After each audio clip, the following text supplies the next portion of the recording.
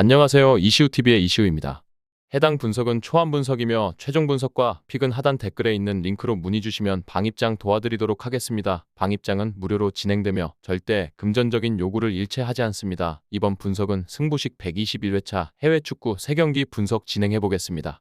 브라이튼은 4-3-3 포메이션을 기반으로 미토마와 리터를 중심으로 공격을 전개하는 전술을 선호합니다. 하지만 최근 첼시와의 경기에서 4대2로 패배하며 수비진이 크게 흔들리는 모습을 보였습니다. 특히 주축 공격수인 페드루가 부상으로 이탈하면서 공격에서의 창의성과 마무리가 다소 부족해진 상황입니다. 발레바가 중원에서 홀로 전진 패스를 맡고 있긴 하지만 전반적인 공격의 흐름이 끊기는 장면이 자주 나옵니다. 수비진 또한 반헤케와 벨트만의 부상으로 인해 상당히 엉성해졌습니다. 이는 지난 경기에서 드러났듯이 불안한 수비력으로 이어져 이번 경기에서도 무실점을 기대하기 어려운 상황입니다. 한편 토트넘 역시 4-3-3 포메이션을 사용하며 미드필드에서 메디슨과 솔랑키를 중심으로 경기의 주도권을 잡고자 할 것입니다. 최근 유로파리그에서 로테이션을 가동하면서도 체급 차이를 보여주며 승리를 챙긴 토트넘은 빠른 역습과 조직적인 공격 전개를 통해 득점을 노리고 있습니다.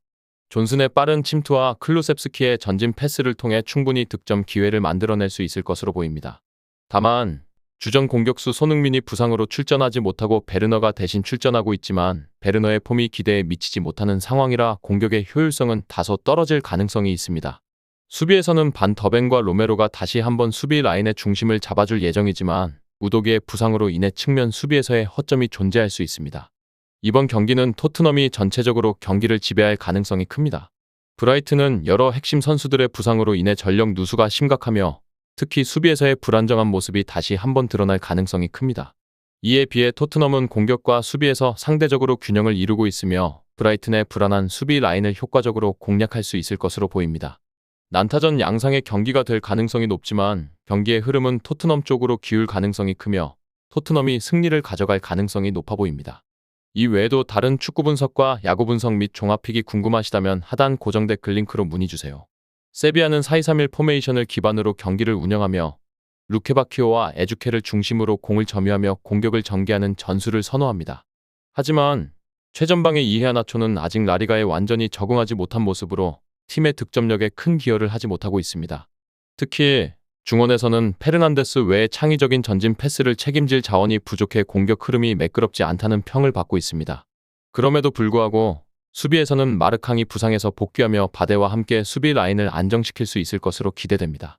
세비야는 최근 아틀레틱 빌바오와의 경기에서 1대1 무승부를 기록했으며 경기 막판에 터진 동점골 덕분에 값진 승점 1점을 추가했습니다. 반면 베티스는 4-3-3 포메이션을 주로 활용하며 로셀소와 앞대를 통해 공격의 활로를 찾고 있습니다. 그러나 전방에서 포르날스와 바캄부 같은 주요 공격 자원들이 기대에 못 미치는 활약을 펼치고 있어 다득점 경기를 만들어내기에는 어려움을 겪고 있습니다.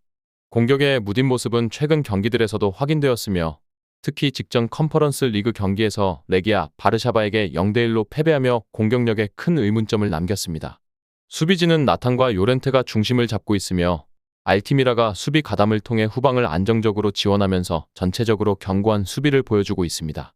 두 팀 모두 공격 전개에서 어려움을 겪고 있는 상황입니다.